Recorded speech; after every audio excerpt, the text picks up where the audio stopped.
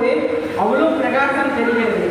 So உங்கள் அத்தனை பேருக்கும் பாராட்டுகளும் வாழ்த்துக்களும் நன்றிகளும் தெரிவித்துக் கொள்கிறேன். ஸோ என்னை பற்றி நான் ட்ரெயினர் கிடையாது, மோட்டிவேட்டர் கிடையாது, ஸ்பீக்கர் கிடையாதுங்க. நான் களத்தில் இறங்கி வேலை பார்க்குற ஆள். நான் களத்தை மக்களை படிக்கிற ஆள். டாக்டர் அப்படின்னா உடம்பை கிழிச்சு அறுவை சிகிச்சை பண்ணி இதயத்துக்கு இந்த பிரச்சனை மருந்து கொடுப்பாங்க, சர்க்கரைக்கு இந்த பிரச்சனையாக மருந்து கொடுப்பாங்க, நுரையீரல் இந்த பிரச்சனை அதுக்கு தான் அறுவை சிகிச்சை பண்ணுவாங்க. அந்த அறுவை சிகிச்சை எங்கே கற்றுக்கிறாங்கன்னா ஒரு உயிரற்ற உடம்புல இருந்து தான் கற்றுக்கிறாங்க. ஒரு பிணத்தை அறுத்து தான் பார்த்து அதில் இருக்கிற உறுப்புகளை எடுத்து என்ன பிரச்சனை, இதுக்கு என்ன மருந்து கொடுக்கணும்னு படித்து டாக்டர் ஆகிறாங்க.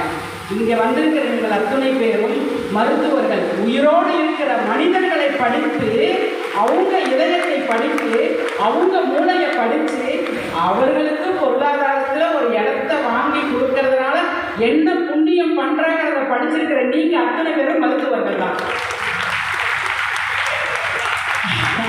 ஏன்னா ஒரு சொல்யூஷங்க, ஒரு சொந்தமாக ஒரு நிலம் வாங்கி சொந்தமாக ஒரு வீடு கட்டி உட்கார்ந்து அதில் சுகம் காண்பது என்பது அது ஒரு பெரிய நிம்மதி. அது வாடகை வீட்டில் இருக்கிறவங்களை போய் கேட்டால் தான் தெரியும்.